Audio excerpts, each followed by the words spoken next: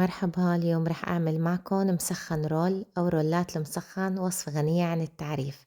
حطيت كمية من زيت الزيتون منيحة، وحطيت تقريبا 3 حبات كبار من البصل مقطعتهم مربعات أو بتقدروا تقطعوهم جوانح مثل ما أنتوا بتحبوا.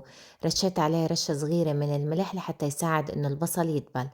وهون في عندي صدورة من الدجاج سلقتها تقريبا، هون أنا عندي كيلو. سلقتها، حطيت لها ملح وفلفل أسود، وحطيت لها ورق غار وعيدان قرفة. وبحطوا المطيبات اللي انتو بدكن اياها. بس دبل هون البصل عندي، انا كنت منتفة الدجاج هيك مفسخته. حطيت الدجاج وقلبته مشان ياخد نكهة البصل وزيت الزيتون. حطيت له ملح وفلفل اسود ومعلقتين كبار مقوبعين من السماق. ضروري يكون السماق يعني أصلي ونكهته كتير طيبة، لأنه هو بيجيب نكهة المسخن. بعدين حطيت تقريبا شي نص كاسة من مرقة الدجاج، بس مشان يضل جوسي وما ينشف الدجاج معنا. وكخطوة اختيارية حطيت شوي من دبس الرمان، أو بتقدروا تضيفوا عصير ليمون للي بحبه حامض شوي. هون تركته بجات بايركس لحتى يبرد، وبلشت أعمل صوص الطحينة من غير أي مقادير. حطيت طحينة، حطيت سن من الثوم ورشة ملح، وحطيت عصير حبة ليمون. حركتهم فجمدوا بهي الطريقة. بعدين ببلش نزل المي بالتدريج وبحرك لأوصل للقوام المناسب بهي الطريقة.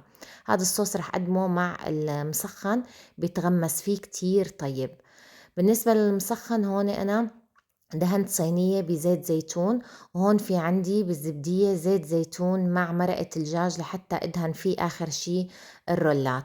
في عندي خبز شراك أو رقاق أو خبز صاج، حسب انتو شو بتسموه. قطعته مثلثات بهي الطريقة، وبتحسوا هيك على الطرف في مثل العجينة. أنا شلتها، بيكون طرفه معجن. شلته.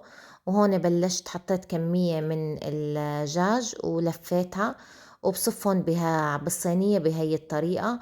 وبدهنهم بكمية كتير منيحة، بدهنهم منيح بزيت الزيتون ومرقة الدجاج. محمية الفرن على 200. بحمرهم من تحت ومن فوق. شوفوا لي هالتحميرة ولا هالقرمشة، عن جد خرافيين. الحشوة من جوا رائعة والطعمة عن جد خرافية. هون أنا قدمتهم، وقدمت جنبهم صوص الطحينة وكمان دبس الرمان. وصفة عن جد خطيرة. الوصفة بنهاية الفيديو. صحتين وألف عافية.